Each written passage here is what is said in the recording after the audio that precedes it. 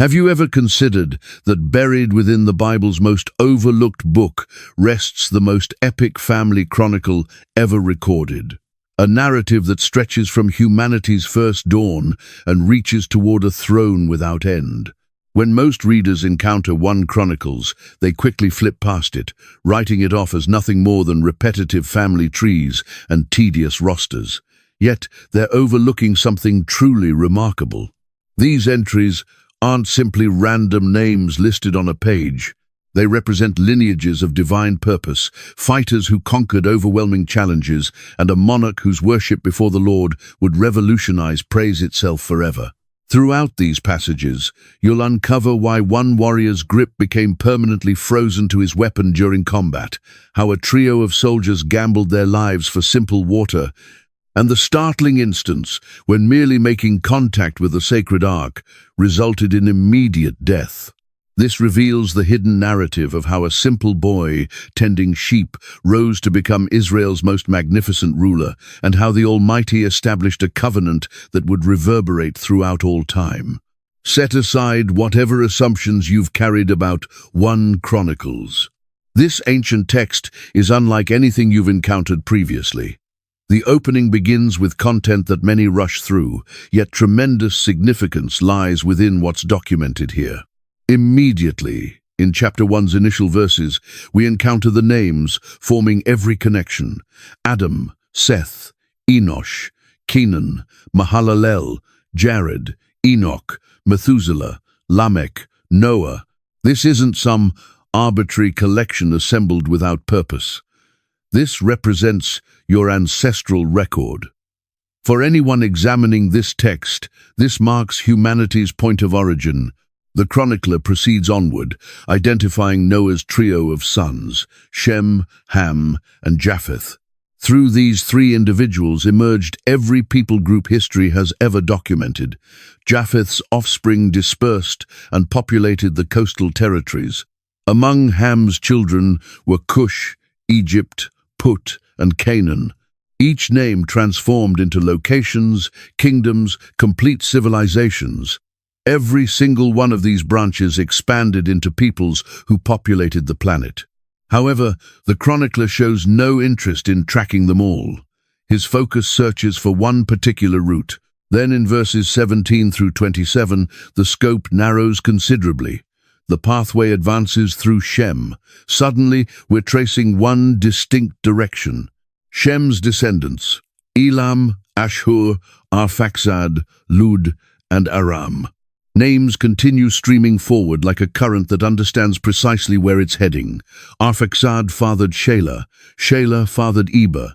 From Eber emerged Peleg. The passage highlights something significant. During his lifetime, the earth experienced division. The complete account isn't provided here, simply the notation that during Peleg's era, something momentous occurred that transformed everything. The genealogical record continues from Peleg through Reu, then to Serug, Nahor, Terah, and ultimately arrives at a name that alters everything: Abram, later known as Abraham. This transcends mere listing. This functions as a roadmap, demonstrating that from the very first human, the Creator maintained a strategy.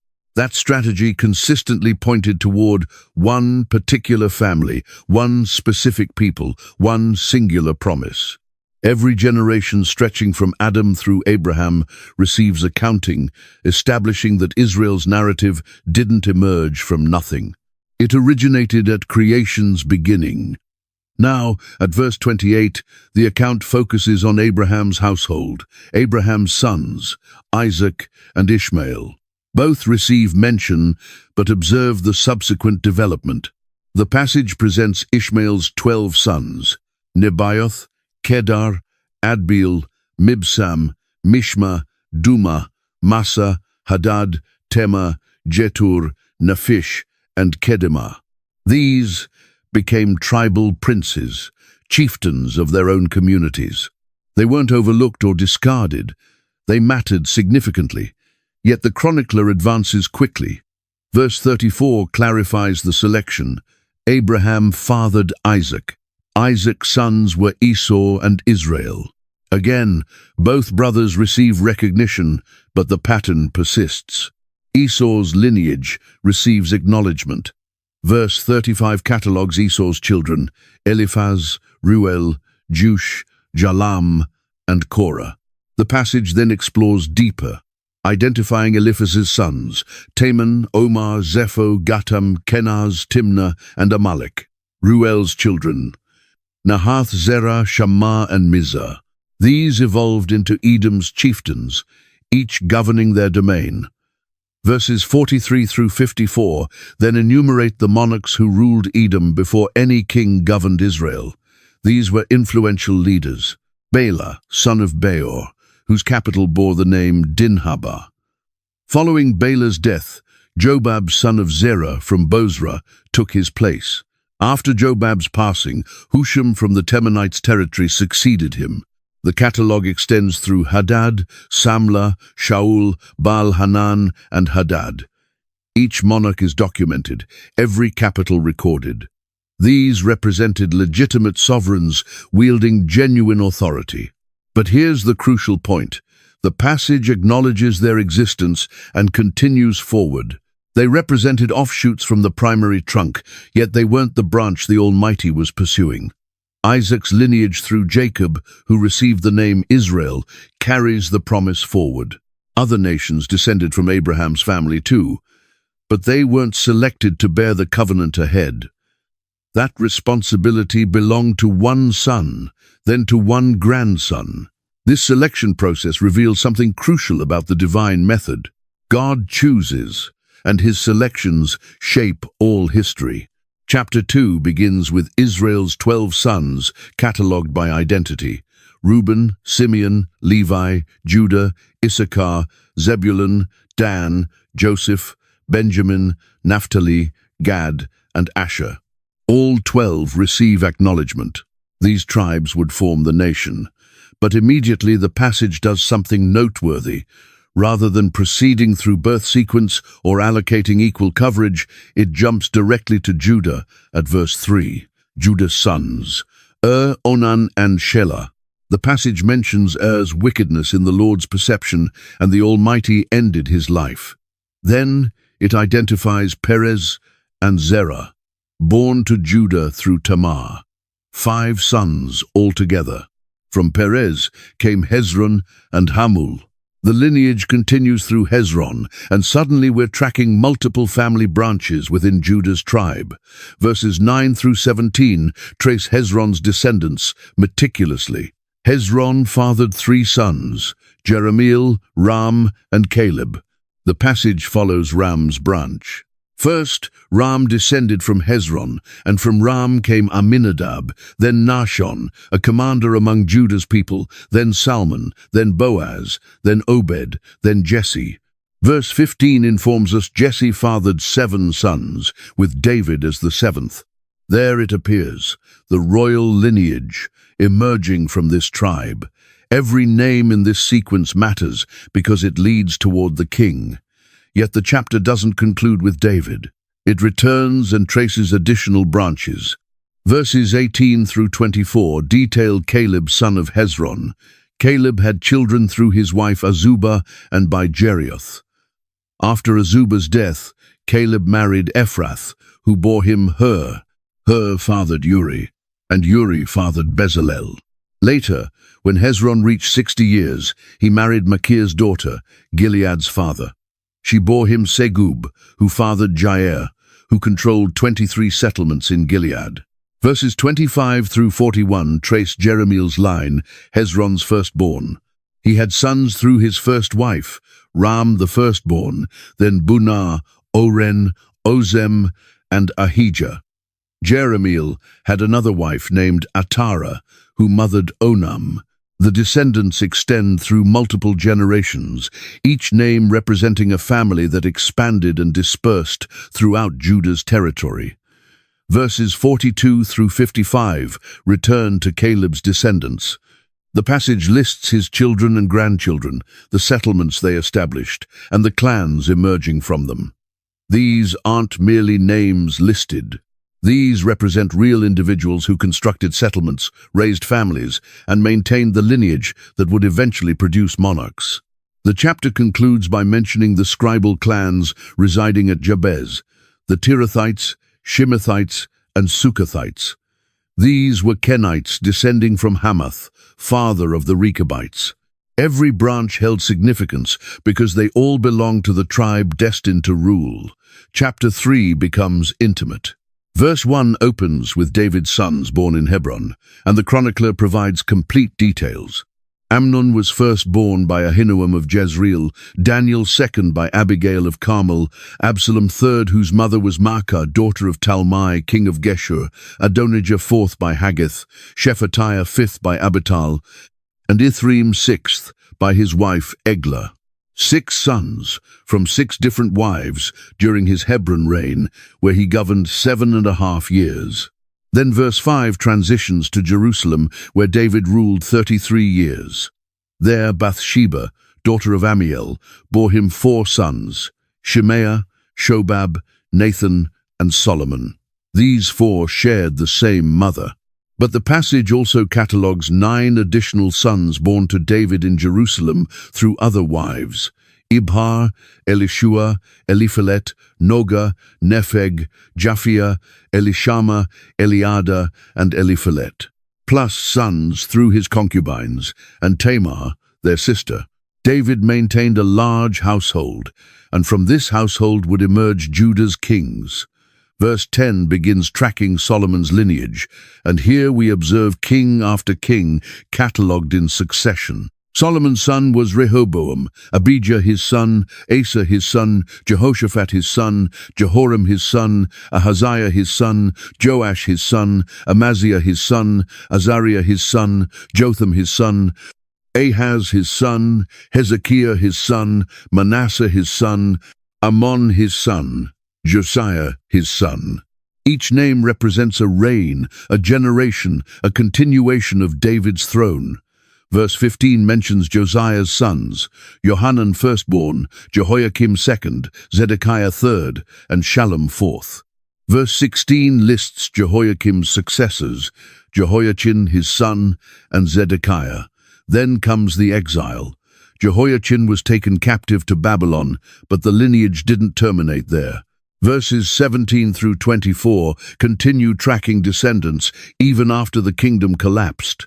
The passage lists Jehoiachin, the captive's descendants: Shealtiel his son, Malchiram, Pedaiah, Shenazar, Jechemiah, Hoshama, and Nedabiah. Pedaiah's sons were Zerubbabel and Shimei. Zerubbabel would become the governor, leading the people back from Babylon to reconstruct the temple. His sons were Meshullam and Hananiah, and Shelomith was their sister. There were also 5 others: Hashubah, Ohel, Berechiah, Hasadiah, and Jushab-Hesed. The genealogy extends further through Hananiah's descendants, then through Pelatiah and Isaiah, and continues through several additional generations. The royal lineage didn't perish in exile. It survived, waiting, preserved through every catastrophe, because the promise made to David couldn't be shattered. Even when the throne vanished, the bloodline remained. Chapter 4 begins by circling back to other portions of Judah's family structure not yet fully examined.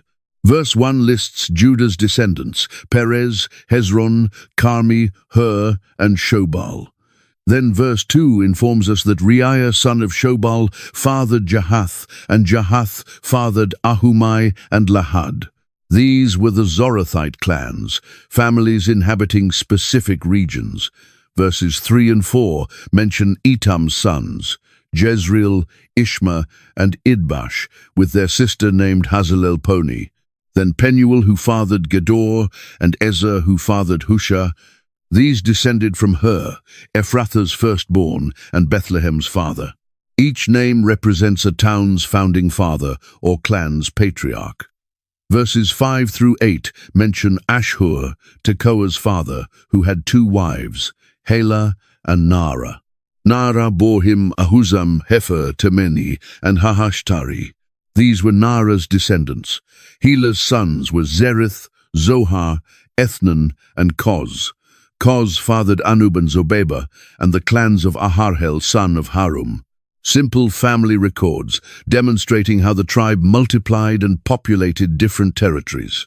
Then verse 9 introduces someone distinct, someone standing out from the roster.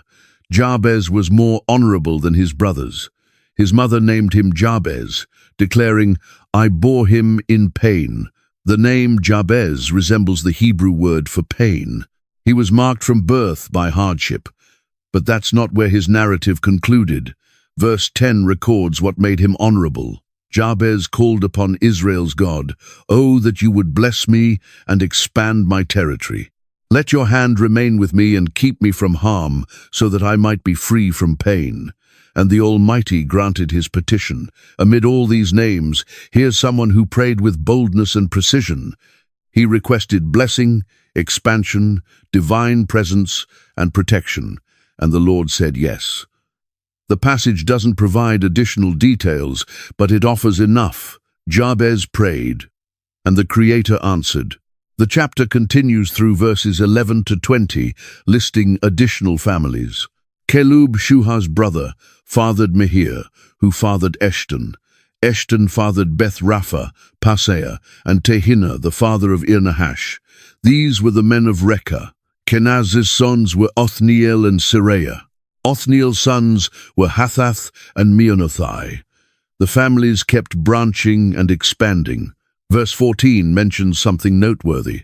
The Valley of Craftsmen, so named because the inhabitants there possessed skilled trades. Verse 21 discusses Shelah, son of Judah's sons.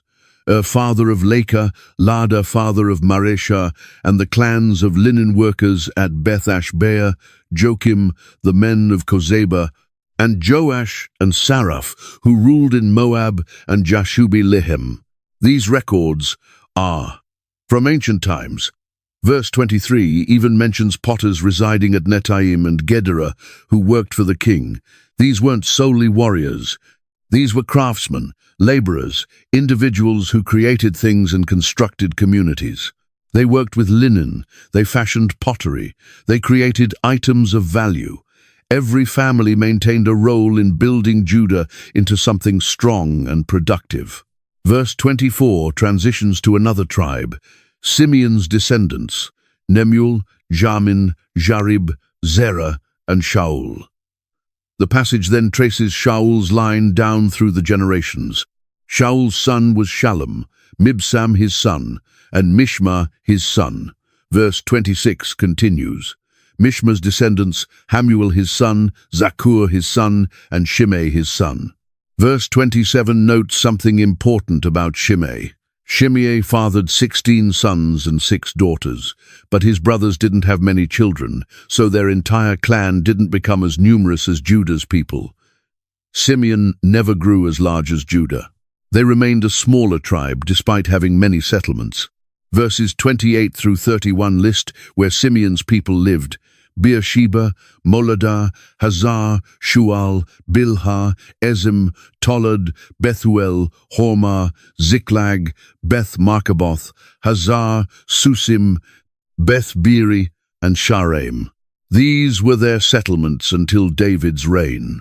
Verse 32 adds that their surrounding villages were Etam, Ain, Rimmon, Token, and Ashan, 5 towns, and all the villages surrounding these settlements as far as Baalath. These were their territories, and verse 33 informs us they maintained genealogical records. Then the passage identifies their leaders in verses 34 through 38.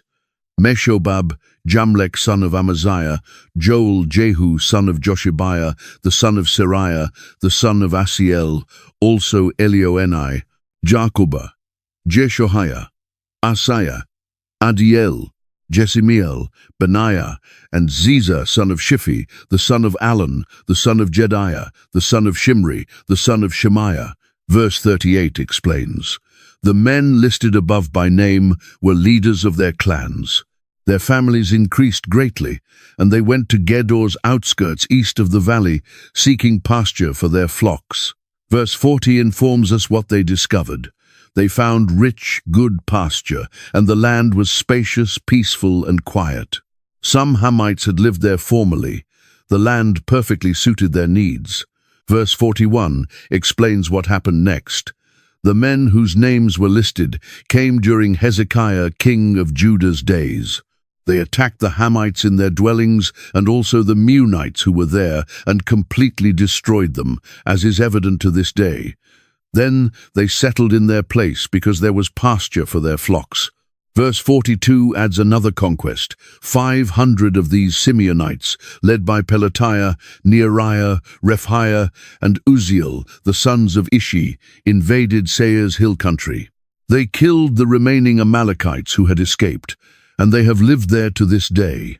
Simeon was still fighting for land, still expanding, still claiming territory. They weren't content with their portion. They needed more pasture, more space, and they seized it by force when necessary. Chapter 5 begins with an explanation that establishes context for everything following. Verse 1 states, Reuben's sons, Israel's firstborn. He was the firstborn, but when he defiled his father's marriage bed, his rights as firstborn were transferred to Joseph's sons, Israel's son, so he couldn't be listed in the genealogical record according to his birthright. Reuben should have received the top position, the double portion, the leadership, but he forfeited everything because of his sin with Bilhah, his father's concubine. Verse 2 clarifies the situation. Though Judah was strongest among his brothers and a ruler came from him, the birthright belonged to Joseph. So the birthright went to Joseph, but the kingship went to Judah. Reuben received neither. Verses 3 through 6 list Reuben's descendants. The sons of Reuben, Israel's firstborn, Hanok, Palu, Hezron, and Carmi. Joel's descendants, Shemaiah his son, Gog his son, Shimei his son, Micah his son, Reaiah his son, Baal his son, and Bera his son, whom Tiglath-Pileser, king of Assyria, took into exile. Bera was a Reubenite leader. Verses 7 through 10 explain where they lived and what they accomplished. Their relatives by clans are listed according to their genealogical records. Jael the chief, Zechariah, and Bela, son of Azaz, the son of Shema, the son of Joel. They settled in the area from Aroer to Nebo and Baal-Meon. Eastward they occupied the land up to the desert's edge that extends to the Euphrates River because their livestock had increased in Gilead. During Saul's reign, they waged war against the Hagrites, who were defeated at their hands. They occupied the Hagrites' dwellings throughout the entire region east of Gilead.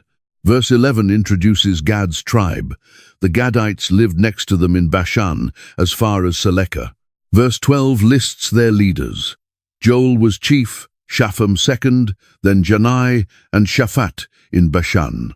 Verses 13 and 14 name their relatives by families: Michael, Meshullam, Sheba, Jorai, Jachan, Zia, and Eber, 7 in all. These were Abihail's sons, son of Huri, the son of Jeroah, the son of Gilead, the son of Michael, the son of Jeshishai, the son of Jado, the son of Buz. Ahi, son of Abdiel, the son of Guni, was head of their family. Verses 16 and 17 tell us they lived in Gilead, in Bashan and its outlying villages, and on all Sharon's pasturelands, as far as they extended. All these were entered in the genealogical records during Jotham, king of Judah's reigns, and Jeroboam, king of Israel's. Verse 18 provides their military strength. The Reubenites, the Gadites, and the half-tribe of Manasseh had 44,760 men ready for military service. Able-bodied men who could handle shield and sword, who could use a bow, and who were trained for battle. These were serious warriors. Verse 19 informs us they put their strength to use. They waged war against the Hagrites, Jetur, Naphish, and Nodab. Verse 20 explains how they won. They were helped in fighting them, and the Almighty delivered the Hagrites and all their allies into their hands because they cried out to him during the battle. He answered their prayers because they trusted in him. The victory was complete. Verse 21 records the plunder. They seized the Hagrites' livestock, 50,000 camels, 250,000 sheep, and 2,000 donkeys. They also took 100,000 people captive, and many others fell slain because the battle was the Lord's, and they occupied the land until the exile. Verses 23 through 24 describe the half-tribe of Manasseh. The half-tribe of Manasseh's people were numerous. They settled in the land from Bashan to Baal Hermon, that is to Senir, Mount Hermon. These were their families' heads: Ephah, Ishi, Eliel, Azriel, Jeremiah, Hodaviah, and Jadiel. They were brave warriors, famous men, and heads of their families. But then verse 25 delivers devastating news. But they were unfaithful to their ancestors' God, and prostituted themselves to the gods of the peoples of the land, whom the Almighty had destroyed before them. They had everything: land, livestock, military victories, divine blessing, and they threw it all away by worshipping false gods. Verse 26 informs us of the consequence. So Israel's God stirred up Pul, king of Assyria's spirit, that is Tiglath-Pileser, king of Assyria, who took the Reubenites, the Gadites, and the half-tribe of Manasseh into exile. He took them to Halah, Habor, Hara, and the Gozan River, where they are to this day. They never returned. The exile was permanent for these tribes because they abandoned the one who had given them everything. Chapter 6 begins with Levi's sons, and this genealogy receives special treatment because these are the priests and temple servants. Verse 1 lists them: Levi's sons, Gershon, Kohath, and Merari. Verse 2 narrows down to Kohath. Kohath's sons: Amram, Izhar, Hebron, and Uzziel. Then verse 3 gives us the most important family in Israel's history: Amram's children, Aaron, Moses, and Miriam. This is the family that led Israel from Egypt and established the priesthood. Verses 4 through 15 carefully trace the high priestly line generation by generation. Aaron's sons were Nadab, Abihu, Eleazar, and Ithamar. But the line continued through Eleazar. Eleazar fathered Phinehas, Phinehas fathered Abishua, Abishua fathered Buki, Buki fathered Uzzi, Uzzi fathered Zerahiah, Zerahiah fathered Meraioth, Meraioth fathered Amariah, Amariah fathered Ahitub, Ahitub fathered Zadok, Zadok fathered Ahimaaz, Ahimaaz fathered Azariah, Azariah fathered Johanan, and Johanan fathered Azariah. It was he who served as priest in the temple Solomon built in Jerusalem. The line continues. Azariah fathered Amariah, Amariah fathered Ahitub, Ahitub fathered Zadok, Zadok fathered Shallum, Shallum fathered Hilkiah, Hilkiah fathered Azariah, Azariah fathered Sariah, and Sariah fathered Josadak. Josadak was deported when the Lord sent Judah and Jerusalem into exile by Nebuchadnezzar's hand. Verses 16 through 30 start over with Levi's 3 sons and trace their family lines in more detail. The Gershonites descended through Libni and Shimei. Verses 22 through 28 trace the Kohathites through Aminadab, Korah, Asir, Elkanah, Ebiasaph, Asir, Tahath, Uriel, Uzziah, and Shaul. This line eventually produces Samuel the prophet.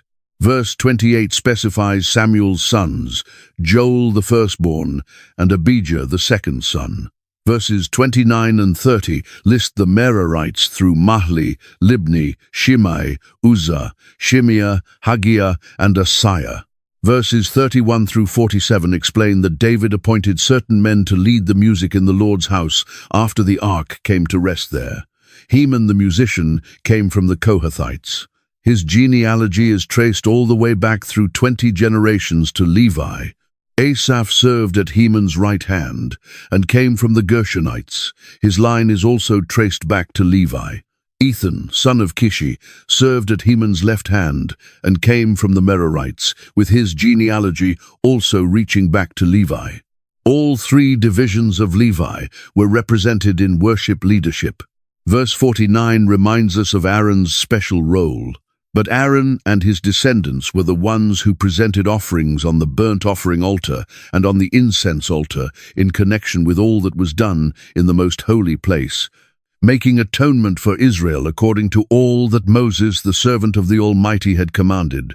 Verses 50 through 53 trace Aaron's line once more through Eleazar, Phinehas, Buki, Uzi, Zerahiah, Meraioth, Amariah, Ahitub, Zadok, and Ahimaaz. Then verses 54 through 81 detail where all the Levites lived throughout Israel. This is important because the Levites didn't receive one large territory like the other tribes. Instead, they received cities scattered throughout all the tribal lands. Verse 54 begins, "These were the locations of their settlements allotted as their territory. They were assigned to Aaron's descendants, who were from the Kohathite clan, because the first lot was for them. They were given Hebron in Judah with its surrounding pasturelands, but the fields and villages around the city were given to Caleb, son of Jephunneh." Verses 57 through 60 list the other towns given to Aaron's descendants: Libnah, Jatir, Eshtemoa, Helon, Debir, Ashan, and Beth Shemesh, together with their pasturelands. From Benjamin's tribe, they received Gibeon, Geba, Alameth, and Anathoth, together with their pasturelands. The total number of towns distributed among the Kohathite clans came to 13. The rest of Kohath's descendants were allotted 10 towns from the clans of half of Manasseh's tribe. The Gershonites received 13 towns from Issachar's tribes, Asher, Naphtali, and the part of Manasseh in Bashan. The Merarites received 12 towns from Reuben's tribes, Gad and Zebulun. The chapter ends by listing specific cities given to each Levitical group. From Ephraim, they received Shechem, Gezer, Jokmeam, Beth-horon, Aijalon, and Gath-rimmon. From half of Manasseh's tribe, they received Aner and Bileam. The Gershonites received towns from Manasseh, Issachar, Asher, and Naphtali. The Merarites received towns from Zebulun, Reuben, and Gad. These weren't just random places. These were homes, worship centers, places where the Levites would live among the other tribes, teaching the law and leading the people in serving the Almighty. Every tribe contributed towns so that throughout all Israel there would be Levites living among them, reminding the people who they belonged to and how they should live. Chapter 7 shifts to the northern tribes and opens with Issachar. Verse 1 lists his 4 sons, Issachar's sons, Tola, Pua, Jashub, and Shimron, 4 in all. These weren't just names on a roster. These 4 men became the heads of families that would populate the land and defend it. Verse 2 focuses on Tola's descendants. Tola's sons, Uzi, Rephiah, Jeriel, Jamai, Ibsam, and Samuel, heads of their families. During David's reign, Tola's descendants, listed as fighting men in their genealogy, numbered 22,600. That's just one branch of Issachar, and they had over 22,000 warriors ready for battle. Verse 3 continues, Uzi's son was Izrahiah. Izrahiah's sons, Michael, Obadiah, Joel, and Ishiah, all 5 of them were chiefs. Then, verse 4 provides more numbers. According to their family genealogy, they had 36,000 men ready for battle, for they had many wives and children. These families were growing, multiplying, building strength. Verse 5 concludes Issachar's count. The relatives who were fighting men belonging to all Issachar's clans, as listed in their genealogy, were 87,000 inches all. When you add up all the branches, all the families, all the clans, Issachar contributed 87,000 fighting men to Israel's army. This tribe wasn't just about farming the fertile Jezreel Valley. They were warriors, strategists, men who understood what needed accomplishing and possessed the strength to accomplish it. Verse 6 introduces Benjamin's sons. 3 sons of Benjamin, Bela, Becher, and Jediael. Only 3 are listed here, though we know Benjamin had more sons from other passages. The focus here is on the warrior lines. Verse 7 details Bela's descendants. Belah's sons, Esbon, Uzi, Uziel, Jerimoth, and Eri, heads of families, 5 in all. Their genealogical record listed 22,034 fighting men. Another 22,000 warriors from just one family branch. Verses 8 and 9 cover Bekah's line. Bekah's sons, Zemira, Joash, Eliezer, Elioenai, Omri, Jerimoth, Abijah, Anathoth, and Alemeth. All these were Bekah's sons. Their genealogical record listed the heads of families and 20,200 fighting men, 20,000 more warriors from the second branch. Verse 10 moves to Jediael. Jediael's son was Bilhan. Bilhan's sons, Jush, Benjamin, Ehud, Kenana, Zethan, Tarshish, and Ahishahar. Verse 11 explains, all these sons of Jediael were heads of families. There were 17,200 fighting men ready to go out to war, 17,000 from this third line. Verse 12 adds 2 more names. The Shuppits and Huppits were Er's descendants, and the Hushites were Aher's descendants. Benjamin's tribe might have been small in territory, but they were fierce. These were the men who could fight with either hand, who were known throughout Israel for their skill with bow and sling. When you needed defenders who wouldn't retreat, you called on Benjamin. Verse 13 gives us the briefest entry in this entire section. Naphtali's sons, Jazil, Guni, Jezer, and Shillem, Bilhah's descendants. That's it. 1 verse. 4 names. The passage identifies them as Bilhah's descendants, who was Rachel's maidservant and the mother of both Dan and Naphtali. The chronicler doesn't provide warrior counts or detailed family trees for Naphtali here, but the tribe still receives mention. They still receive their place in the record. Even when a tribe doesn't receive pages of details, they're still part of Israel's narrative. Naphtali settled in the northern Galilee region, and their territory would later become significant in Israel's history. But here, the chronicler simply acknowledges them and proceeds forward.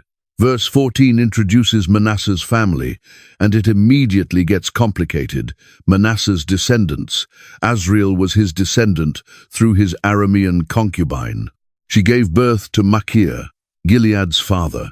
So Manasseh had a concubine from Aram, and through her came Machir, who became father of all the Gileadites. Verse 15 continues, Machir took a wife from among the Huppites and Shuppites. His sister's name was Maacah. Another descendant was named Zelophehad, who had only daughters. That last detail matters. Zelophehad had no sons, which in that culture meant his family name and inheritance risked disappearing. But his daughters did something bold. They approached Moses and the leaders and argued that they should receive their father's inheritance, even though they were women. Moses brought their case before the Almighty, and the Lord changed the law. Zelophehad's daughters, Mahlah, Noah, Hoglah, Milcah, and Tirzah, became landowners. The chronicler doesn't tell that complete story here, but he mentions Zelophehad, so we remember. Verses 16 and 17 continue Machir's line. Machir's wife, Maacah, gave birth to a son and named him Peresh. His brother was named Sheresh, and his sons were Ulam and Rakem. Ulam's son was Bedan. These were Gilead's sons, son of Machir, the son of Manasseh. Then verse 18 adds, his sister Hameleketh gave birth to Ishhod, Abiezer, and Mahlah. Verse 19 completes this section. Shemida's sons were Ahian, Shechem, Likhi, and Aniam. Manasseh's genealogy weaves through multiple wives, concubines, and complicated family relationships. But all these names represent real families who settled the land, raised children, and contributed to the tribe's strength. Verse 20 begins tracing Ephraim's line.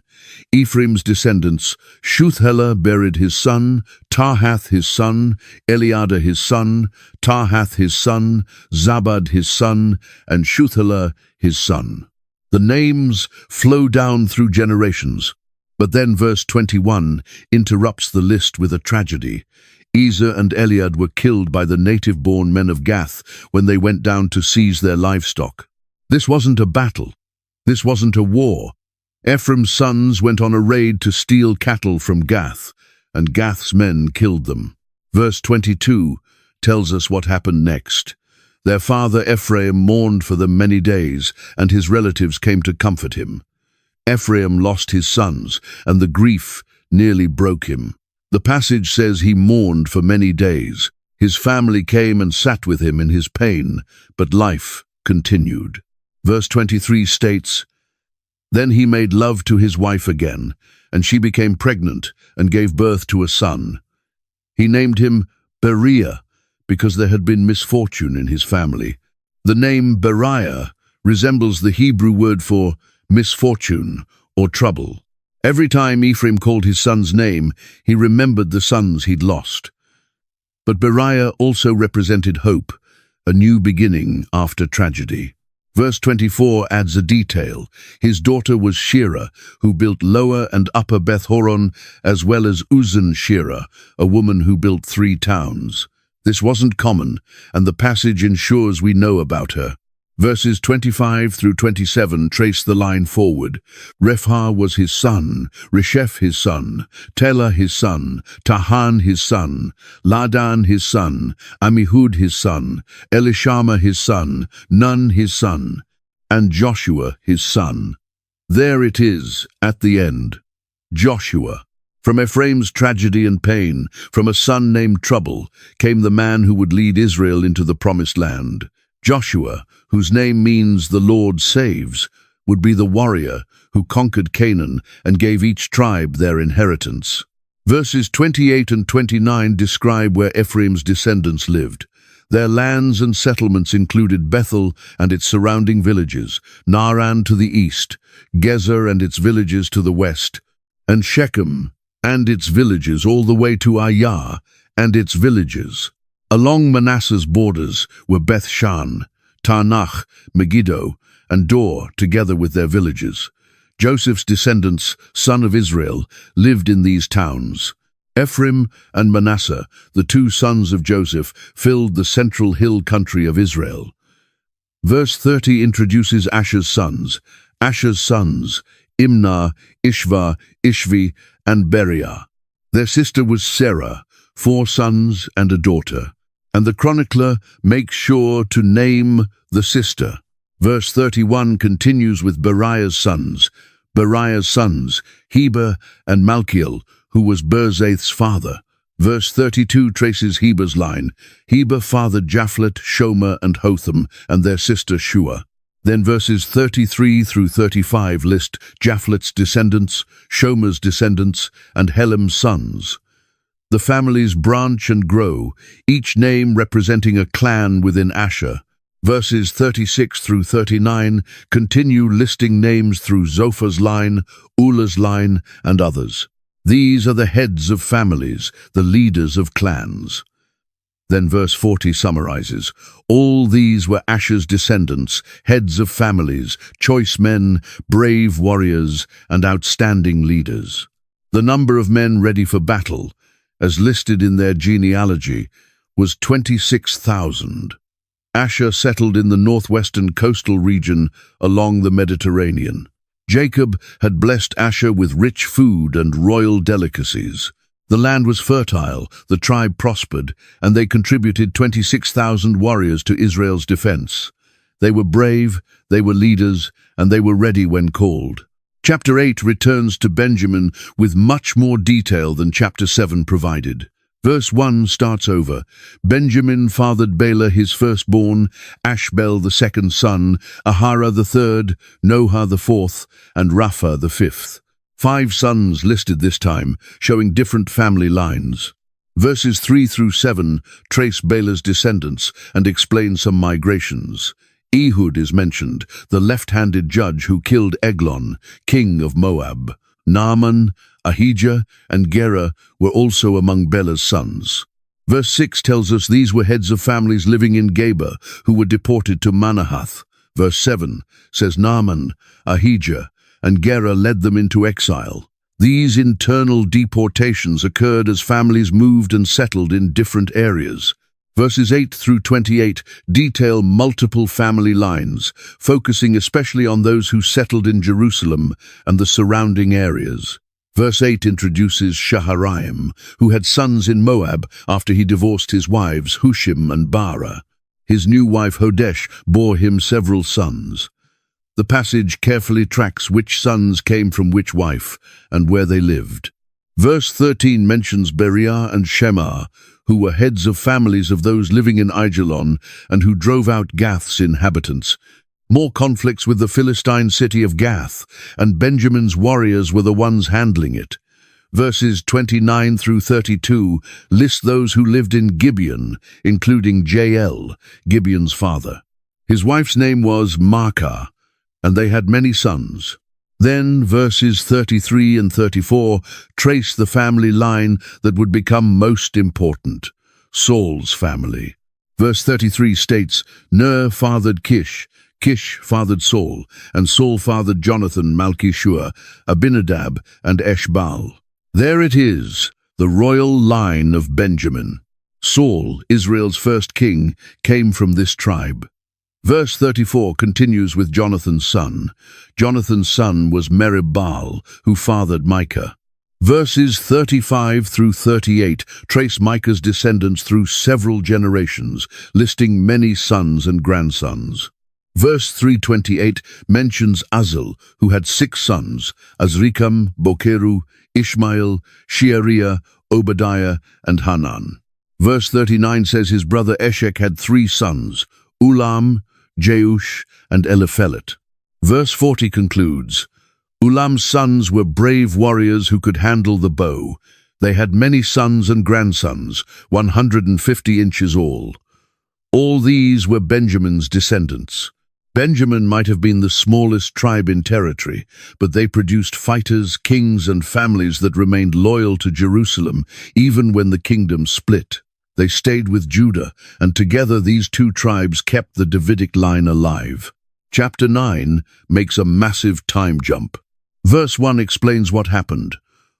All Israel was listed in the genealogies recorded in the book of Israel's and Judah's kings.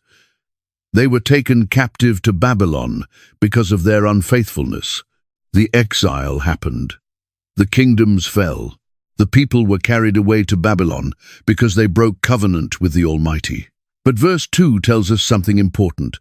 Now the first to resettle on their own property in their own towns were some Israelites, priests, Levites, and temple servants. After 70 years, people returned. Not everyone, but enough to restart life in the land. They returned to their towns, reclaimed their property, and began rebuilding. Verses 3 through 9 list who returned to live in Jerusalem. From Judah, from Benjamin, and from Ephraim and Manasseh, families returned to the capital city. Verse 3 specifies the people from Judah, from Benjamin, and from Ephraim and Manasseh who lived in Jerusalem. Then the passage names specific individuals and their families. Uthai, son of Ammihud, came from Judah's line through Perez. Asaiah, the firstborn, came with his sons from the Shilonites. From the Zerahites came Joel. Verse 6 states, these families from Judah numbered 690 men. Verses 7 through 9 list the Benjamites who returned. Salu, son of Meshullam, Ibniah, son of Jeroham, Elah, son of Uzi, and others. Verse 9 provides their total. All these men were heads of their families. The people from Benjamin, as listed in their genealogy, numbered 956. So nearly 1,000 Benjamite men returned to Jerusalem, bringing their families with them. Verses 10 through 13 focus on the priests who returned. Jedaiah, Jehoiarib, and Jachin returned. Also Azariah, son of Hilkiah, who came from the line of the chief official in charge of the Almighty's house. Adiah, son of Jeroham, came from another priestly line. Masai, son of Adiel, from yet another. Verse 13 counts them. The priests who were heads of families numbered 1,760. They were able men responsible for ministering in the Almighty's house. Nearly 2,000 priests returned and resumed their duties. Verses 14 through 16 list the Levites who returned. Shemaiah son of Hashub from the Merarites, Bakbakar, Heresh, Galal, and Mattaniah son of Micah, also Obadiah son of Shemaiah, and Berechiah son of Asa. These Levites came from different Levitical families, ready to serve in the temple that would be rebuilt. Verses 17 through 27 describe the gatekeepers. Verse 17 names the leaders, the gatekeepers, Shallum, Akub, Talmon, Ahiman, and their fellow Levites. Shallum, their chief, being stationed at the king's gate on the east, up to the present time. These were the gatekeepers belonging to the Levites' camp. Verse 22 provides the total. Altogether, those chosen to be gatekeepers at the thresholds numbered 212. They were registered by genealogy in their villages. These weren't just doormen. Verse 23 explains, they and their descendants were in charge of guarding the Lord's house gates, the house called the Tent of Meeting. This was the same job their ancestors had performed during David's time. Verse 24 states the gatekeepers were on the four sides, east, west, north, and south. Verse 25 informs us their fellow Levites in the villages had to come and help them for periods of 7 days. Verses 26 through 27 describe their responsibilities. But the four principal gatekeepers, who were Levites, were entrusted with the responsibility for the rooms and treasuries in the Almighty's house. They would spend the night stationed around the Almighty's house because they had to guard it, and they had charge of the key for opening it each morning. They guarded the temple. They protected the treasuries. They opened the doors every morning. Verses 28 through 32 explain even more duties. Some Levites were in charge of the articles used in temple service, counting them when they were brought in and when they were taken out. Others were assigned to care for the furnishings and all the sacred articles, along with the special flour, wine, olive oil, incense, and spices. Some priests prepared the mixture of spices. Mattithiah, one of the Levites, and Shallum, the Korahite's firstborn son, was entrusted with baking the offering bread. Some Kohathites were responsible for preparing the bread set out on the table every Sabbath. Verses 33 and 34 conclude this section. Those who were musicians, heads of Levite families, stayed in the temple rooms and were exempt from other duties because they were responsible for the work day and night. All these were heads of Levite families, chiefs as listed in their genealogy, and they lived in Jerusalem. The musicians had special status. They worked day and night leading worship, so they were freed from other duties. The exile was over for those who returned. Jerusalem had people again. The temple would be rebuilt. The priests were offering sacrifices. The Levites were serving. The gatekeepers were guarding. The musicians were singing. Life was resuming. Worship was being restored. And the divine presence was coming back to his city. Not everyone made it back from Babylon, but those who did came ready to serve. Chapter 10 opens with a battle that would end Israel's first kingdom. Verse 1 sets the scene. Now the Philistines fought against Israel. The Israelites fled before them, and many fell dead on Mount Gilboa. This wasn't a small skirmish. This was full-scale war, and Israel was losing badly.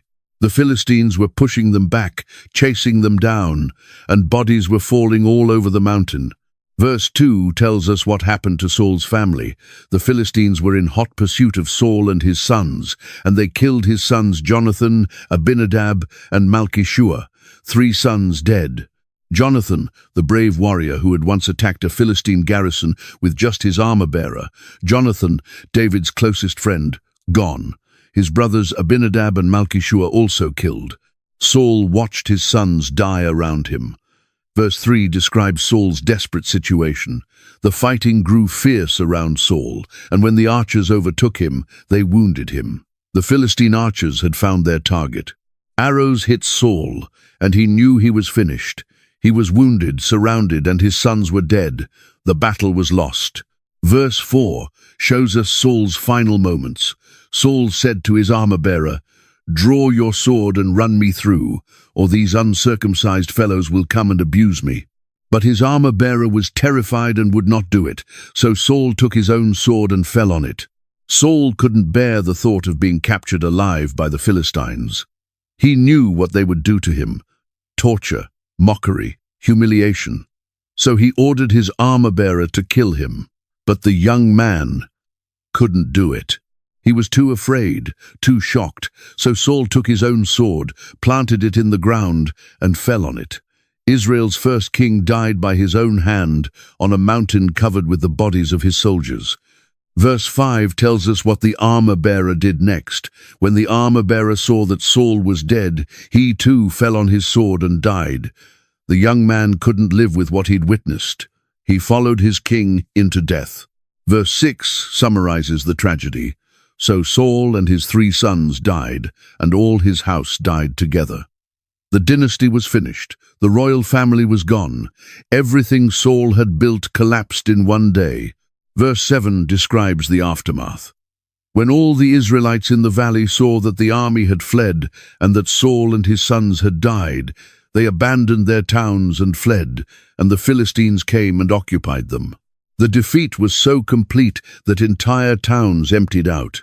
People ran for their lives, and the Philistines moved in and took over. Israel's first experiment with kingship ended in disaster. The next day, verse 8 tells us, when the Philistines came to strip the dead, they found Saul and his sons fallen on Mount Gilboa. The Philistines were going through the battlefield, taking armor and weapons from the corpses. That's when they discovered who they'd killed. Verse 9 describes what they did. They stripped him and took his head and his armor and sent messengers throughout the Philistines' land to proclaim the news among their idols and their people. This wasn't just about taking trophies. This was propaganda. They sent word everywhere that Saul was dead. They wanted everyone to know they'd defeated Israel's king. Verse 10 tells us where they put Saul's armor and head. They put his armor in their god's temple and hung up his head in Dagon's temple. Dagon was the Philistine god, and they treated Saul's death as their god's victory over Israel's god. They displayed Saul's head in Dagon's temple like a trophy, mocking Israel and their faith. But verse 11 introduces unexpected heroes. When all Jabesh-Gilead's inhabitants heard what the Philistines had done to Saul, they remembered. Years earlier, when Jabesh-Gilead was under siege by the Ammonites, Saul had been the one who rescued them. It was his first major act as king. Now those same people heard how the Philistines were dishonoring his body. Verse 12 tells us what they did. All their valiant men went and took the bodies of Saul and his sons and brought them to Jabesh. Then they buried their bones under the great tree in Jabesh, and they fasted 7 days. These men risked their lives to recover the bodies. They traveled to Philistine territory, took Saul and his sons, brought them home, and gave them an honorable burial. Then they mourned for a week. Loyalty like that doesn't die, even when kingdoms fall. But the chronicler isn't finished with Saul's story. Verse 13 explains why everything ended this way. Saul died because he was unfaithful to the Lord. He did not keep the Lord's word, and even consulted a medium for guidance. 3 charges against Saul. He was unfaithful, he disobeyed the Almighty's commands, and when he was desperate, instead of turning to the Lord, he went to a witch at Endor to call up the dead prophet Samuel. Verse 14 concludes, and did not inquire of the Lord, so the Lord put him to death and turned the kingdom over to David, son of Jesse. Saul's real problem wasn't military strategy or bad luck. His problem was that he stopped seeking the Almighty. When you stop asking the Lord for help, when you turn to everything except God, you're cutting yourself off from the only source of real help. The Almighty removed Saul and gave the throne to someone who would seek him, David. Chapter 11 shifts everything. Verse 1 opens with a completely different scene. All Israel came together to David at Hebron and said, "We are your own flesh and blood." This wasn't just Judah showing up. This was all 12 tribes sending representatives. They came to Hebron, David's base in the south, and they came with one purpose, to make him king over all Israel. Verse 2 shows they'd been watching David for years. In the past, even while Saul was king, you were the one who led Israel on their military campaigns. And the Lord your God said to you, "You will shepherd my people Israel, and you will become their ruler." They admitted what everyone knew. Even when Saul wore the crown, David was the one winning the battles. David was the one people trusted. And most importantly, the Almighty had already chosen David. The prophet Samuel had anointed him years ago when he was just a shepherd boy. Verse 3 records what happened next. When all Israel's elders had come to King David at Hebron, he made a covenant with them at Hebron before the Lord, and they anointed David king over Israel, as the Lord had promised through Samuel. This was official. This was unanimous. The elders came representing every tribe. David made a covenant with them, a formal agreement about how he would rule and what they could expect. Then they poured oil on his head and declared him king. Everything the Almighty promised through Samuel was coming true. The shepherd boy was now the nation's shepherd. David's first move as king shows his strategic mind. Verse 4 tells us, David and all the Israelites marched to Jerusalem, that is Jebus. The Jebusites who lived there said to David, "You will not get in here." Jerusalem sat on a hill between the northern and southern tribes. It was a fortress, and it had never been fully conquered by Israel. The Jebusites had held it for generations, and they were confident. Their city walls were strong, their position was high, and they mocked David's army. But verse 5 gives us the result. Nevertheless, David captured Zion's fortress, which is the city of David. Despite the Jebusites' confidence, David took the city. How did he do it? The passage doesn't provide all the details here, but we know from other passages that they found a way in through the water shaft. Verse 6 tells us about a key moment in the battle. David had said, "Whoever leads the attack on the Jebusites will become commander-in-chief." Joab, son of Zeruiah, went up first, and so he received the command. David made an offer. Whoever is brave enough to lead this dangerous assault gets the top military position. Joab, David's nephew, stepped up. He went first. He led the charge, and he earned the position of commander of David's army. Verse 7 confirms the victory. David then took up residence in the fortress, and so it was called the City of David. This wasn't just a military win. This was David establishing his capital. Jerusalem became his city, his stronghold, his headquarters. The location was perfect, between north and south, on a hill with natural defenses. It would become the most important city in Israel's history. Verse 8 tells us what David did next. He built up the city around it, from the terraces to the surrounding wall, while Joab restored the rest of the city. David immediately started construction projects. He reinforced the walls, built up the fortifications, expanded the city. Meanwhile, Joab worked on rebuilding and restoring other parts of Jerusalem. They were making this place ready to be the kingdom's center. Verse 9 explains why all this worked, and David became more and more powerful because the Lord Almighty was with him. That's the key. David's success wasn't just about military skill or smart strategy. The Almighty was with him. When the Lord backs you, you move from strength to strength. David kept growing in power and influence because the Lord of hosts, the God of heaven's armies, was on his side. Verse 10 introduces the men who made David's success possible. These were the chiefs of David's mighty warriors. They, together with all Israel, gave his kingship strong support to extend it over the whole land, as the Lord had promised. These weren't just soldiers. These were the elite, the heroes, the men who stood with David through everything. Verse 11 introduces the first. This is the list of David's mighty warriors.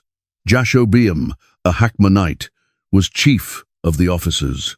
He raised his spear against 300 men, whom he killed in one encounter. 300 enemies, one man, one battle. Jashobeam was the kind of warrior that entire armies feared. Verse 12 introduces the second.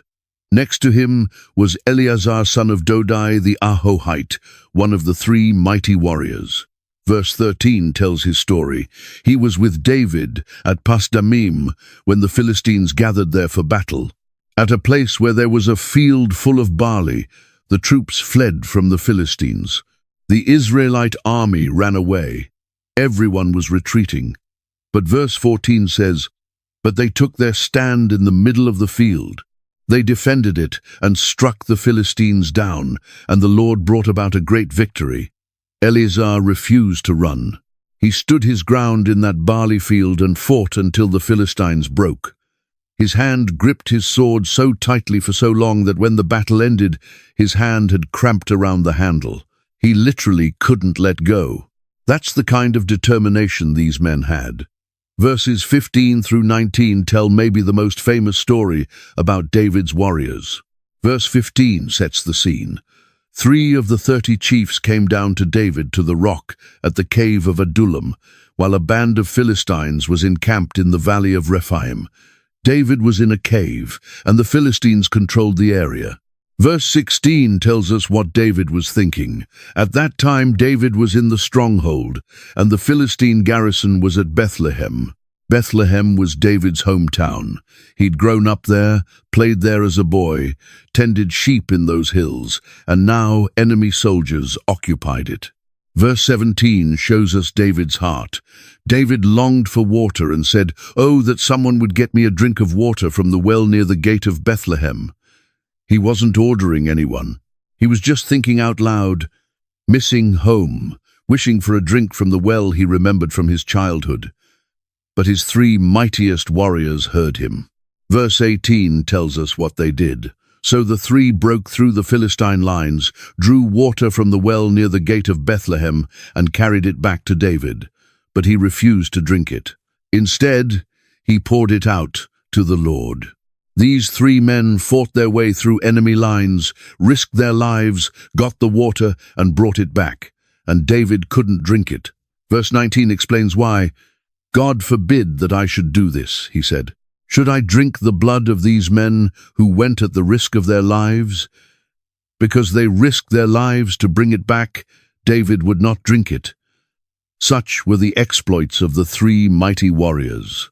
David called it blood because they could have died getting it. They valued him so much, they risked everything for water. He valued them so much, he poured it out as an offering to the Almighty instead of drinking it.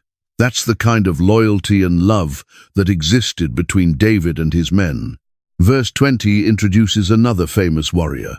Abishai, Joab's brother, was chief of the 3. He raised his spear against 300 men whom he killed, and so he became as famous as the 3. Abishai, Joab's brother, earned his reputation by killing 300 enemies with his spear. He was almost as legendary as the top 3. Verse 21 notes, "He was doubly honored above the 3 and became their commander, even though he was not included among them." Abishai commanded the 3, but he wasn't counted as one of them. The original 3 held a special place. Verse 22 introduces Benaiah. Benaiah, son of Jehoiada, a valiant fighter from Kabzeel, performed great exploits. He struck down Moab's 2 mightiest warriors. He also went down into a pit on a snowy day and killed a lion. Let that sink in.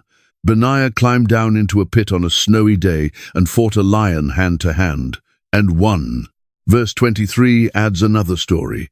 "And he struck down an Egyptian who was 5 cubits tall." Although the Egyptian had a spear like a weaver's rod in his hand, Benaiah went against him with a club. He snatched the spear from the Egyptian's hand and killed him with his own spear. This Egyptian was over 7 feet tall, carrying a massive spear. Benaiah had a club. He went at the giant anyway, grabbed the spear away from him, and killed him with it. Verse 24 summarizes Benaiah's reputation. "Such were the exploits of Benaiah, son of Jehoiada. He too was as famous as the 3 mighty warriors." Verse 25 adds, "He was held in greater honor than any of the 30, but he was not included among the 3, and David put him in charge of his bodyguard." Benaiah became David's personal security chief because David trusted him completely. Verses 26 through 47 list the rest of the mighty warriors, the 30. Verse 26 begins, "The mighty warriors were Asahel, Joab's brother, Elhanan, son of Dodo from Bethlehem." The list continues, naming warrior after warrior. And here's what's remarkable. They came from all over Israel. Verse 27 mentions men from Tekoa. Verse 28 names warriors from the hill country. Verse 30 lists men from Gibeah of Benjamin. Verse 31 mentions men from Pirathon. Verse 34 even includes the sons of Hashem the Gizonite. Verse 38 lists Joel, Nathan's brother. Verse 39 mentions Zelek the Ammonite, an Ammonite fighting for Israel. Verse 41 names Uriah the Hittite, a Hittite, not even an Israelite by birth, who became one of David's mightiest warriors. This would be the same Uriah whose wife David would later take, leading to one of David's greatest sins. But here, he's honored as a hero. Verse 46 concludes with Eliel the Mahavite, Jeribai, and Joshaviah the sons of Elnam, Ithma the Moabite. Verse 47 ends the list. Eliel, Obed, and Jasiel the Mesobite. These men came from different tribes, different towns, even different nations. But they all united under David because they saw in him a leader worth following. They became legends because they fought beside a king who honored courage and valued loyalty. Chapter 12 takes us back in time before David became king. Verse 1 sets the scene. These were the men who came to David at Ziklag while he was banished from the presence of Saul, son of Kish. They were among the warriors who helped him in battle. David was still running from Saul. He was hiding in Ziklag, a Philistine town. And even then, warriors were leaving everything to join him. Verse 2 describes the first group. They were armed with bows and were able to shoot arrows or to sling stones, right-handed or left-handed. They were relatives of Saul from Benjamin's tribe. These were Benjamites, Saul's own tribesmen, who chose David over their kinsman king, and they were ambidextrous fighters, able to fight with either hand. Verses 3 through 7 name these Benjamite warriors: Ahiezer their chief, and Joash, the sons of Shammah the Gibeathite, Jeziel and Pelet, the sons of Asmaveth, Berakah, Jehu the Anathothite, and Ishmaiah the Gibeonite, a mighty warrior among the 30, who was a leader of the 30, Jeremiah, Jahaziel, Johanan, Jozabad the Gederathite, Eluzai, Jerimoth, Beliah, Shemariah, and Shephatiah the Haruphite, Elkanah, Ishiah, Azarel, Joza, and Jashobeam the Korahites, and Jola and Zebadiah, the sons of Jeroham from Gedor. 11 men listed by name plus others, all skilled warriors, all defecting from Saul to join David. Verse 8 introduces a different group. Some Gadites defected to David at his stronghold in the wilderness. They were brave warriors, ready for battle and able to handle the shield and spear. Their faces were the faces of lions, and they were as swift as gazelles in the mountains. The Gadites came from across the Jordan. They were described like wild animals, fierce as lions, fast as gazelles. These were men you wanted on your side. Verses 9 through 13 name 11 Gadite commanders. Verse 14 explains their rank. These Gadites were army commanders. The least was a match for 100, and the greatest for 1,000. The weakest of them could take on 100 enemies. The strongest could handle 1,000. These were elite warriors. Verse 15 tells us when they came.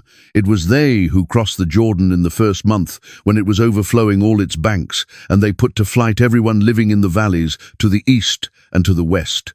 The Jordan floods in spring. The river becomes dangerous, impassable.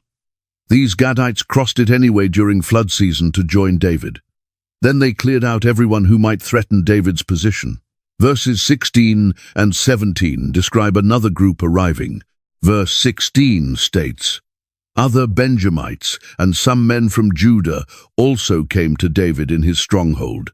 David went out to meet them." And verse 17 records his words.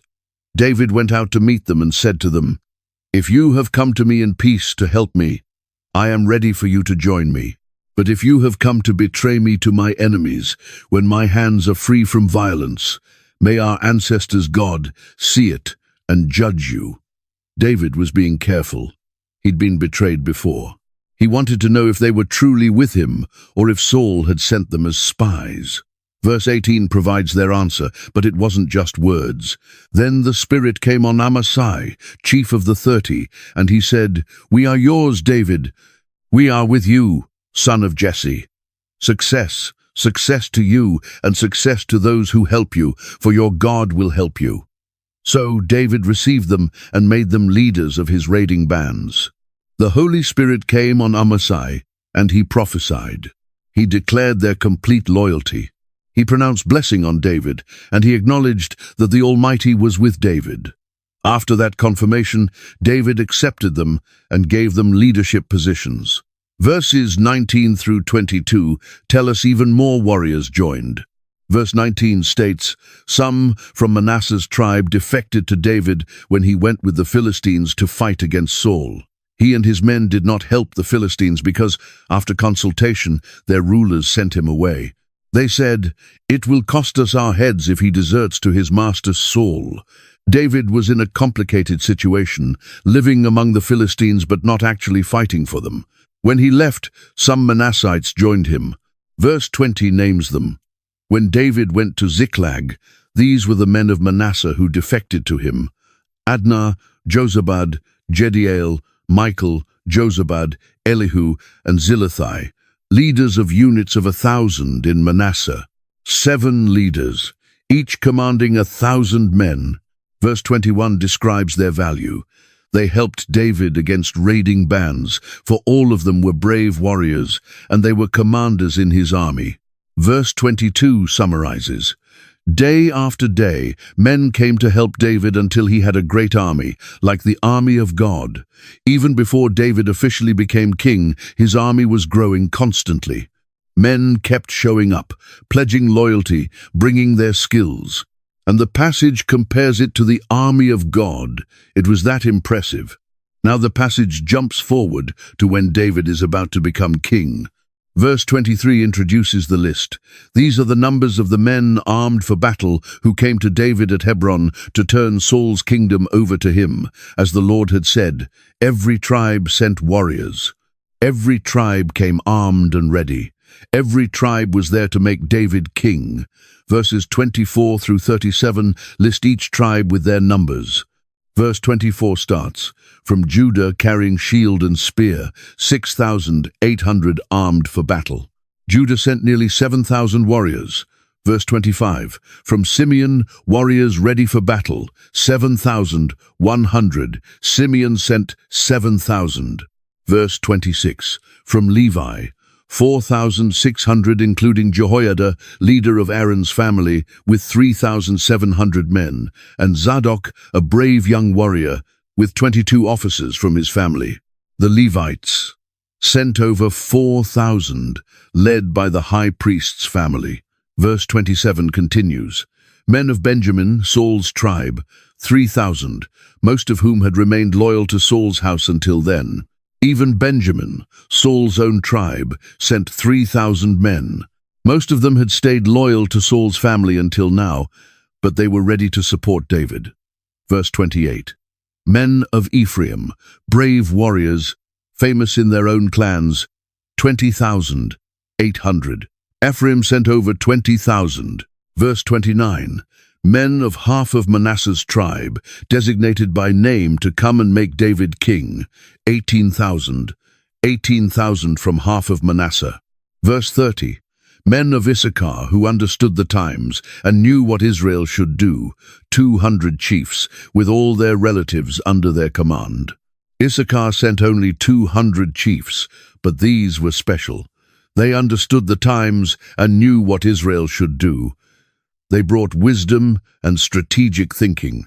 Verse 31, "Men of Zebulun, experienced soldiers prepared for battle with every type of weapon to help David with undivided loyalty, 50,000. Zebulun sent 50,000 experienced warriors, and the passage emphasizes their undivided loyalty. Verse 32, "Men of Naphtali, 1,000 officers, together with 37,000 men carrying shields and spears." Naphtali sent 1,000 officers commanding 37,000 men. Verse 33, Men of Dan, ready for battle, 28,600. Dan sent over 28,000. Verse 34, men of Asher, experienced soldiers prepared for battle, 40,000. Asher contributed 40,000. Verse 35, and from east of the Jordan, men of Reuben, Gad, and the half-tribe of Manasseh, armed with every type of weapon, 120,000. The Transjordan tribe sent a massive force, 120,000 men, fully armed. Verse 37 summarizes, all these were fighting men who volunteered to serve in the ranks. They came to Hebron, fully determined to make David king over all Israel. All the rest of the Israelites were also of one mind, to make David king. The passage emphasizes this was voluntary, this was unified, this was what everyone wanted.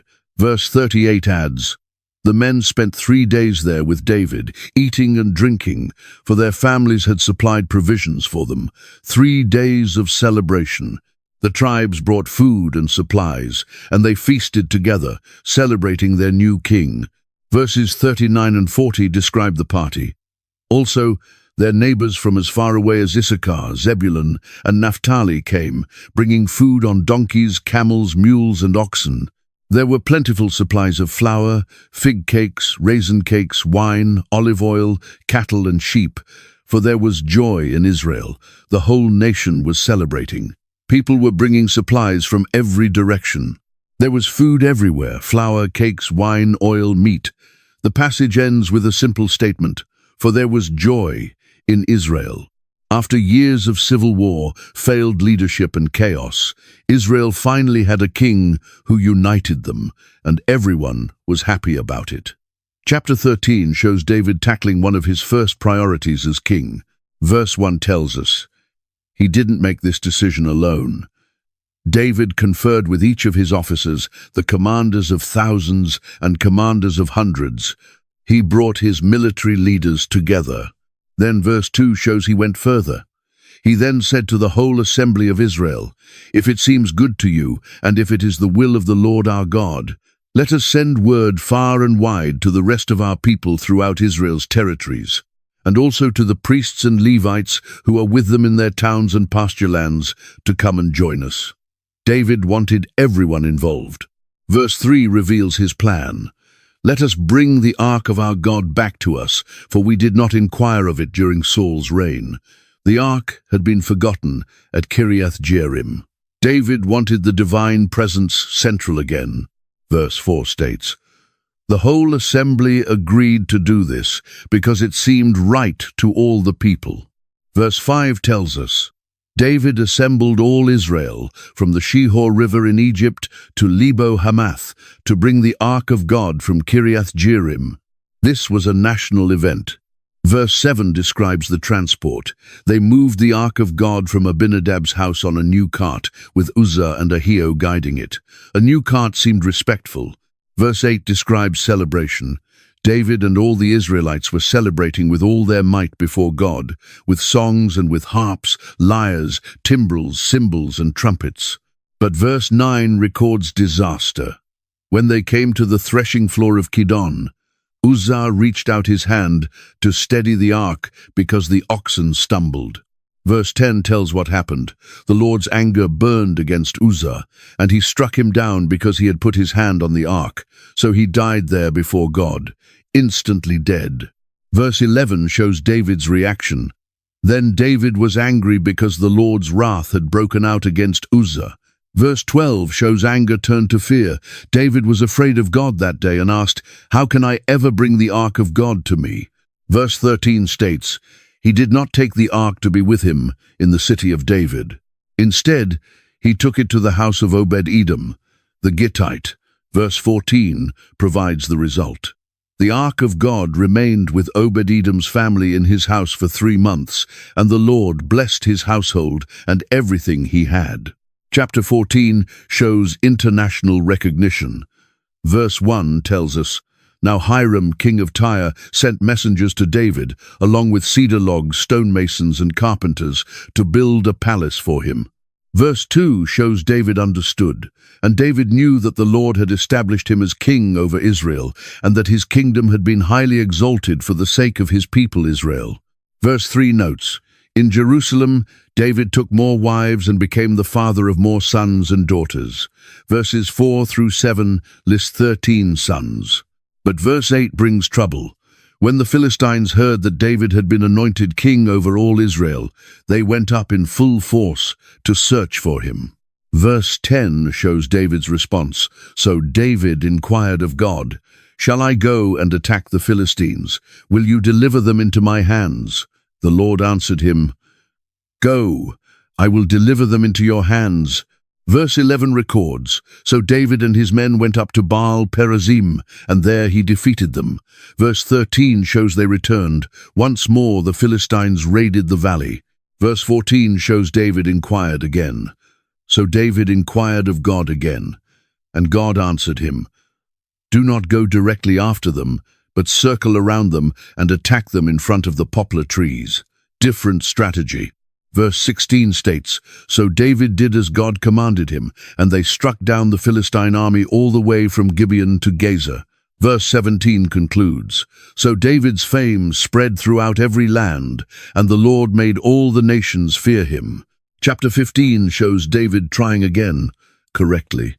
Verse 1 states, after David had constructed buildings for himself in the city of David, he prepared a place for the ark of God and pitched a tent for it. Verse 2 shows the difference. Then David said, "No one but the Levites may carry the ark of God, because the Lord chose them to carry the ark of the Lord and to minister before him forever." Only Levites this time. Verses 5 through 10 list Levitical families.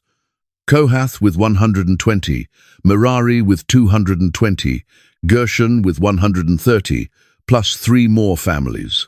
Verse 12 records David's instructions. You are the heads of the Levitical families.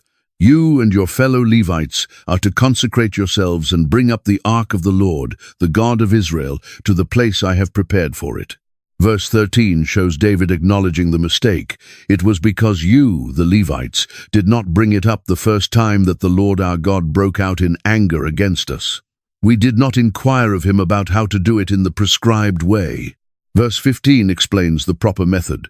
And the Levites carried the ark of God with the poles on their shoulders, as Moses had commanded in accordance with the Lord's word. Verse 16 introduces music. David told the Levites' leaders to appoint their fellow Levites as musicians to make a joyful sound with musical instruments, lyres, harps, and cymbals.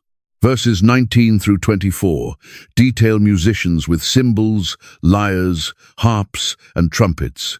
Everyone had specific roles. Verse 25 describes the procession. So David and Israel's elders and the commanders of units of 1,000 went to bring up the ark of the Lord's covenant from the house of Obed-Edom with rejoicing. Verse 26 tells us, because God had helped the Levites who were carrying the ark of the Lord's covenant, 7 bulls and 7 rams were sacrificed. Verse 27 describes clothing. Now David was clothed in a robe of fine linen, as were all the Levites who were carrying the ark, and as were the musicians, and Kenaniah, who was in charge of the singing of the choirs. David also wore a linen ephod. Verse 28 describes the scene. So all Israel brought up the ark of the Lord's covenant with shouts, with the sounding of rams' horns and trumpets, and of cymbals, and the playing of lyres and harps. The noise must have been incredible. Verse 29 shows contrast. As the ark of the Lord's covenant was entering the city of David, Michal, daughter of Saul, watched from a window. And when she saw King David dancing and celebrating, she despised him in her heart. Michal judged David's worship as beneath the king's dignity. Chapter 16 opens with a rival. Verse 1 states, they brought the ark of God and set it inside the tent that David had pitched for it, and they presented burnt offerings and fellowship offerings before God. Verse 2 shows David's role. After David had finished sacrificing the burnt offerings and fellowship offerings, he blessed the people in the Lord's name. Verse 3 shows generosity. Then he gave a loaf of bread, a cake of dates, and a cake of raisins to each Israelite man and woman. Everyone received food from David personally. Verse 4 establishes permanent worship. He appointed some of the Levites to minister before the ark of the Lord, to extol, thank, and praise the Lord, the God of Israel. Verse 5 names the leaders. Asaph was the chief, and next to him in rank was Zechariah, then Jaziel, Shemiramoth, Jehiel, Mattithiah, Eliab, Benaiah, Obed-Edom, and Jael. They were to play the lyres and harps. Asaph was to sound the cymbals. Verse 6 adds, "And Benaiah and Jahaziel the priests were to blow the trumpets regularly before the ark of God's covenant." Daily worship was now established in Jerusalem. Verse 7 tells us, "That day David first appointed Asaph and his associates to give praise to the Lord in this manner." David composed a psalm for the occasion. Verse 8 begins, "Give praise to the Lord, proclaim his name, make known among the nations what he has done." Verses 9 through 14 call for worship and remembrance. Sing to him, sing praise to him, tell of all his wonderful acts, glory in his holy name. Let the hearts of those who seek the Lord rejoice.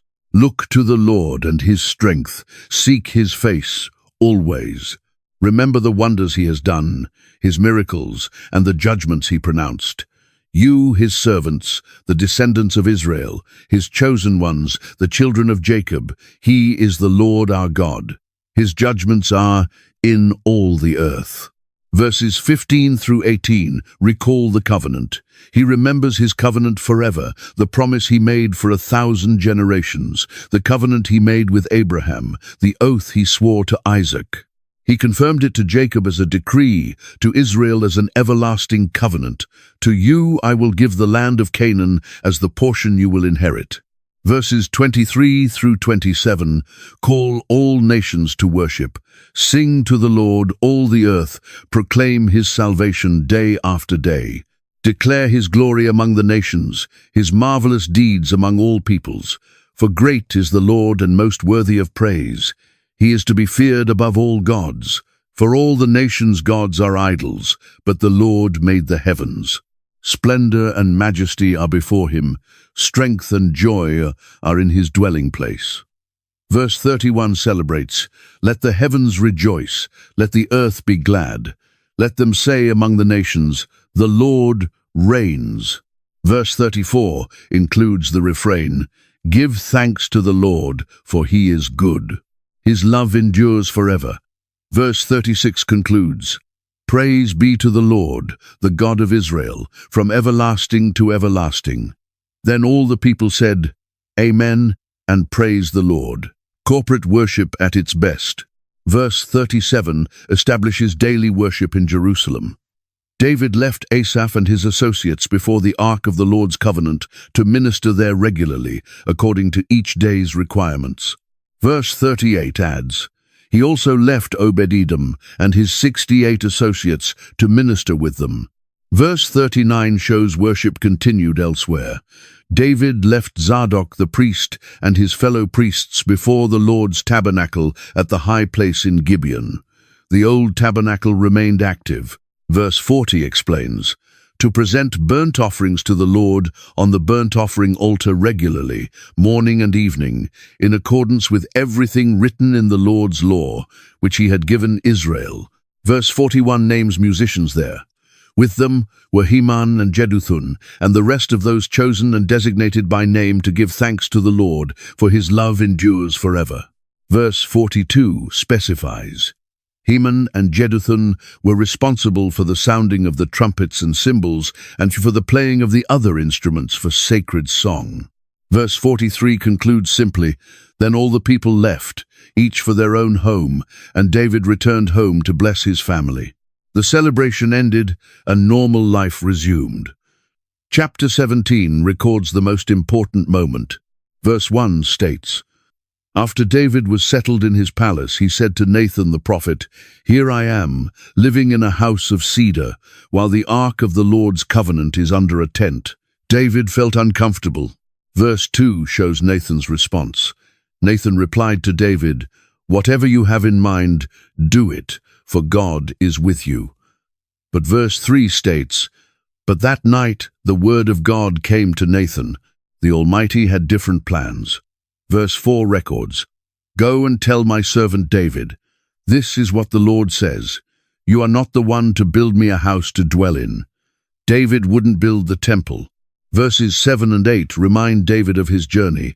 "I took you from the pasture, from tending the flock, and appointed you ruler over my people Israel. I have been with you wherever you have gone, and I have cut off all your enemies from before you. Now I will make your name like the names of the greatest men on earth." Verses 10 through 14 provide the divine promise. "I declare to you that the Lord will build a house for you. When your days are over and you go to be with your ancestors, I will raise up your offspring to succeed you, one of your own sons, and I will establish his kingdom. He is the one who will build a house for me, and I will establish his throne forever. I will be his father, and he will be my son. I will never take my love away from him, as I took it away from your predecessor. I will set him over my house and my kingdom forever. His throne will be established forever." The Almighty would build David's dynasty. His son would build the temple. His throne would last forever. Verse 16 shows David's response. "Then King David went in and sat before the Lord, and he said, 'Who am I, Lord God, and what is my family, that you have brought me this far?'" David was overwhelmed. Verse 17 continues, "And as if this were not enough in your sight, my God, you have spoken about the future of the house of your servant." Verse 20 praises, "There is no one like you, Lord, and there is no God but you, as we have heard with our own ears." Verses 21 and 22 celebrate Israel's uniqueness.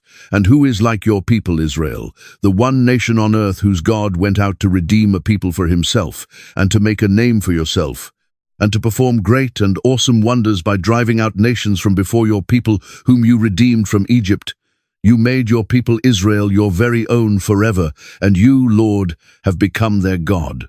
Verse 23 turns to prayer. "And now, Lord, let the promise you have made concerning your servant and his house be established forever. Do as you promised." Verse 25 explains David's confidence. "You, my God, have revealed to your servant that you will build a house for him. No, your servant has found courage to pray to you." Verse 27 concludes, "Now you have been pleased to bless the house of your servant, that it may continue forever in your sight. For you, Lord, have blessed it, and it will be blessed forever." The Almighty promised an eternal dynasty. David's line would never end. If this journey through 1 Chronicles opened your eyes to something new, if it made these genealogies come alive, if it helped you see the divine faithfulness in a fresh way, don't keep it to yourself. Hit that subscribe button so you don't miss the next biblical adventure we uncover together, and share this video with someone who needs to discover that the boring parts of the Bible are actually filled with incredible stories of faith, courage, and the unstoppable plan of the Almighty. The story doesn't end here.